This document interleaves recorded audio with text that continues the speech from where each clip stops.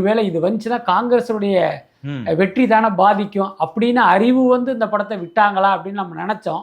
ஆனால் அதுக்கப்புறம் சிவகார்த்திகேயன் எல்முருகன் வீட்டு பொங்கலுக்கு போனது, அங்கே மோடியோட இருந்ததெல்லாம் வச்சு பார்க்கும்போது வேறொரு சமரசம் நடந்திருக்கு அப்படிங்கிறத நம்மளால புரிஞ்சுக்க முடியுது. புரியுதா இல்லையா? ஆனால் இன்னொரு விஷயம் பார்த்தீங்கன்னா, அந்த பராசக்தியையும் அவங்க தடுத்திருந்தாங்கன்னா அது பிஜேபிக்கு இன்னும் ரிவர்ஸ் ஆகிருக்கும்.